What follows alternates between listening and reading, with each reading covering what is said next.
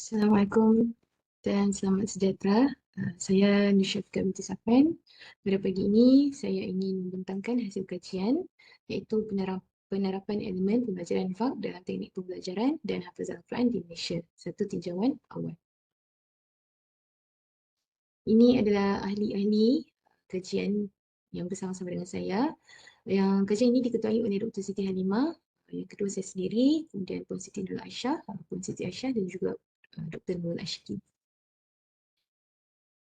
Seperti yang kita semua sudah maklum ya, Al-Quran merupakan mukjizat dan wahyu dari Allah yang relevan di setiap masa dan juga setiap zaman. Oleh kerana itu, ramai ibu bapa pada waktu ini ya memilih untuk menghantar anak-anak mereka ke pusat-pusat tahfiz, sekolah tahfiz kerana manfaat yang diperoleh dari menghafal ayat Al-Quran. Namun begitu, penghafalan Al-Quran ini bukan mudah. Maka pemilihan metod dan gaya pembelajaran adalah sangat penting untuk memastikan proses penghafalan ayat Al-Quran itu dapat dilaksanakan secara lancar dan juga berkesan. Azmil dan Misnan 2014 mengatakan strategi pembelajaran yang bersesuaian dengan gaya pembelajaran pelajar boleh meningkatkan motivasi dan pencapaian pelajar tersebut. Contohnya, strategi pembelajaran VAK di mana strategi ini telah terbukti dapat meningkatkan penguasaan pelajar terhadap sesuatu subjek. Contohnya subjek pendidikan Islam, Quran dan juga hadis. Objektif kajian ini dilakukan adalah untuk mengenal pasti penerapan elemen VAK di dalam proses pembelajaran dan hafalan Al-Quran yang sedia ada yang telah dipraktikkan di Malaysia. Kajian lepas, sebelum kita pergi kepada kajian-kajian lepas ya, kita kenal dahulu apa itu gaya pembelajaran VAK. Model VAK ini bukan satu model yang baru ya, ianya telah dibangunkan oleh Neil D. Fleming pada tahun 1997. Ianya merupakan satu gaya pembelajaran yang menekankan penyesuaian gaya pembelajaran berdasarkan kemampuan pelajar. Dan model VAK ini fokus kepada 4 kategori iaitu visual, auditory, membaca ataupun menulis, iaitu reading, writing dan juga kinestetik. Visual ini kategori visual ataupun V lebih kepada apabila pelajar itu cenderung dengan mempelajari subjek tersebut melalui gambar, gambar rajah, peta minda, ya. Auditory pula ataupun A lebih kepada pelajar cenderung dengan auditory, dengan mendengar, iaitu mendengar guru bercakap di hadapan kelas ataupun mendengar audio-audio rakaman yang telah disediakan.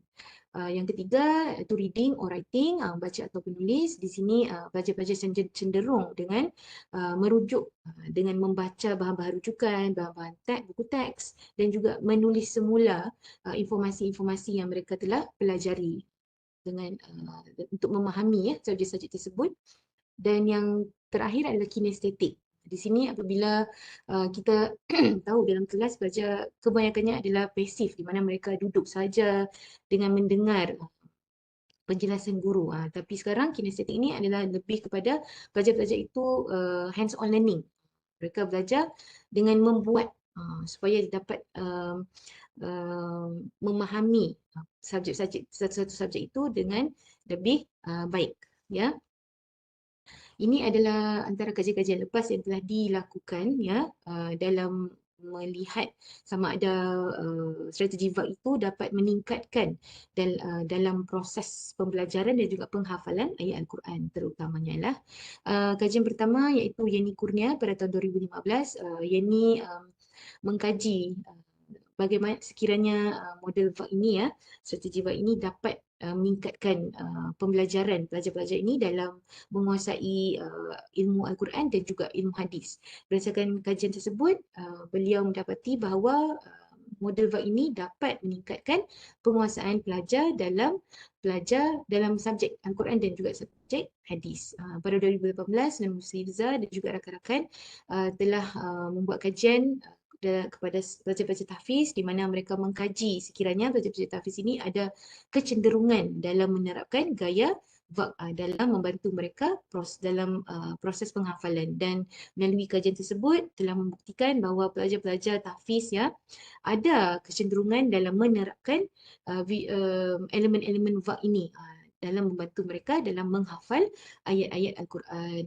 Kemudian kajian yang ketiga iaitu Muhammad Zain ya, penerapan strategi VAK ini telah terbukti dapat memberikan impak yang positif dan juga efektif dan juga memberi keseronokan dalam penghafalan ayat Al-Quran terutamanya kepada kanak-kanak prasekolah. Dan kajian yang terakhir ialah Zulmietri pada tahun 2023 di mana penerapan strategi ini juga telah berkesan ya dalam kajian tersebut untuk meningkatkan keterbolehan pelajar-pelajar dalam menterjemah ayat-ayat Al-Quran. Dan kajian-kajian ini ya telah membuktikan bahawa strategi VAK itu dapat membantu pelajar-pelajar dalam menguasai dan juga memahami dalam proses pembelajaran dan juga penghafalan ayat-ayat Al-Quran. Baik, kita lihat kepada metodologi kajian ini ya. Oleh kerana ini adalah tinjauan awal, maka metodologi kajian ini secara keseluruhannya adalah kualitatif.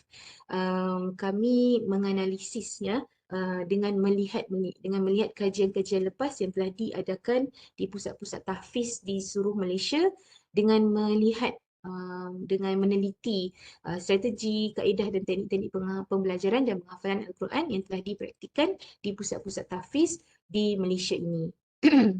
Berdasarkan analisis yang telah kami buat, hasil kajian yang telah kami dapati ialah yang pertama, pelbagai kaedah dan teknik hafazan yang telah diperkenalkan oleh sekolah tahfiz di Malaysia untuk bertujuan mengukuhkan hafazan mengikut kesesuaian dan juga tahap belajar tersebutlah. Dan juga berdasarkan penelitian ini terdapat ya elemen VAK yang diterapkan di sekolah-sekolah dan juga pusat-pusat tahfiz di Malaysia. Contohnya yang elemen VAK yang dominan yang telah diterapkan di Malaysia, yang pertama adalah auditory, elemen auditory, kedua membaca dan juga menulis ya. Baik, kita lihat secara detail lah pula ya, terperinci. Okey, elemen yang pertama yang paling banyak ya diterapkan ialah elemen auditory. Contohnya di Al-Baghdadi Learning Center, pelajar diperdengarkan bacaan ustaz sebanyak 3 kali, kemudian pelajar mengulang semula bacaan tersebut sebanyak 3 kali ya. Ini juga sama ya di Mahat Tahfiz Al-Quran wal Qiraat di Kelantan ya, di mana pelajar diwajibkan terlebih dahulu mendengar bacaan guru dengan secara teliti sebelum mereka cuba menghafal ayat-ayat tersebut dengan membaca ayat-ayat tersebut di hadapan kawan dan juga di hadapan guru mereka.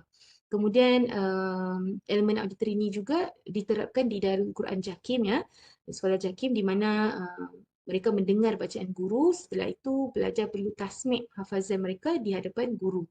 Kemudian mereka akan menggunakan kaedah takrir di mana mereka mengulang bacaan sama ada menyemak hafazan bersama rakan ataupun merekod ataupun merakam suara mereka sendiri untuk memperdengar ataupun menyemak hafazan mereka. Sambung lagi ya, auditory di sekolah tahfiz Al-Quran Darul Tuba Tangka, mereka juga memulakan pembelajaran dan hafazan Al-Quran ini dengan memulakan tasmik dengan hafazan juzuk yang pertama dahulu. Kemudian di Madrasah Tahfiz Al-Quran Ta'lim ya, mereka menggunakan kaedah musyafahah, di mana kaedah ini pelajar akan mengikuti pergerakan bibir guru ya, sambil cuba menyebut bagaimana bacaan yang telah dibaca oleh guru tadi dengan memperhatikan ketepatan penuturan, sebutan, makhraj, huruf serta sifat huruf. Kemudian barulah mereka menggunakan kaedah tasmik di mana mereka memperdengarkan hafazan itu kepada guru. Ini juga diterapkan ya di Sekolah Nur Islam Al-Azhar. Kemudian kita lihat kepada elemen VAK yang kedua yang telah diterapkan iaitu elemen reading. Iaitu membaca dan juga menulis. Kita lihat membaca dahulu. Di Pusat Al-Baghdadi Learning Center, pelajar diperdengarkan bacaan ustaz sebanyak 3 kali sambil melihat dan merujuk bahan bacaan khas yang diberikan. Sebelum mereka menghafal, pelajar-pelajar itu mendengar bacaan ustaz sambil melihat ayat-ayat hafalan yang telah disediakan. Kemudian barulah mereka mengikut bacaan semula ya dengan mengulang sebanyak 3 kali. Begitu juga berlaku di Mahat Tahfiz Al-Quran wal Qiraat, di mana mereka membaca kembali ayat-ayat Al-Quran tersebut sambil diperhatikan oleh guru, dan juga akan diperbetulkan ayat bacaan mereka sebelum mereka menghafal ayat-ayat tersebut. Ini juga elemen ini juga diterapkan di Madrasah Al-Quran Kubang Bujuk Terengganu, Sekolah Imtiaz Terengganu dan juga Sekolah Nur Islam Al-Azhar Sinar. Baik, elemen masih di elemen reading ya, tapi dibahagikan kepada menulis ya. Ini juga diterapkan di beberapa sekolah tahfiz ya di Malaysia. Contohnya di Sekolah Menengah Mahat Hafiz Jeram, ya, pelajar perlu menyalin semula ayat Al-Quran dengan menggunakan tulisan tangan, iaitu mengikut muka surat yang mereka ingin tasnik tadi ya. Kemudian Mahat Tahfiz Al-Quran wal Qiraat, pelajar menulis ayat hafazan tadi dalam buku yang telah disediakan oleh pihak Mahat. Ini juga berlaku, perkara yang sama juga diterapkan ya di Darul Quran Jakim, di mana pelajar perlu menulis ayat hafazan sebelum mereka menghafal dan juga selepas mereka menghafal. Ini adalah untuk membantu ya proses penghafalan mereka ya. Ini juga proses ini juga diterapkan di Madrasah Tahfiz Al-Quran Darul Taklim Kampung Tengah Keluang dan juga Sekolah Nur Islam Al-Azhar. Baik, elemen buat yang terakhir yang ada diterapkan di pusat-pusat tahfiz di Malaysia iaitu visual. Tidak banyaklah tapi ada ya, daripada analisis yang kami buat ada, iaitu seperti di pusat komuniti orang kelainan upaya. Kita maklum di pusat komuniti ini banyak kelainan-kelainan OKU-nya ya. Contohnya untuk orang kelainan upaya yang tidak dapat mendengar, mereka cuba menghafal atau belajar ayat Al-Quran ini dalam bentuk permainan puzzle. Mereka juga menggunakan kaedah tahfiz ahyar di mana menekankan pembelajaran secara visual dengan menggunakan image visual yang interaktif ya, secara pegun dan visual bergerak. Al-Baghdadi Learning Center juga menerapkan elemen visual ini di mana dapat membantu ya di kalangan hafiz kanak-kanak, di mana mereka menggunakan bahan bantuan belajar yang berwarna-warni dan juga bergambar dan juga peta minda agar dapat menimbulkan minat dan juga dapat meningkatkan penguasaan mereka dalam penghafalan ayat Al-Quran. Ini juga diterapkan, elemen visual ini juga diterapkan dalam Darul Quran Jakim.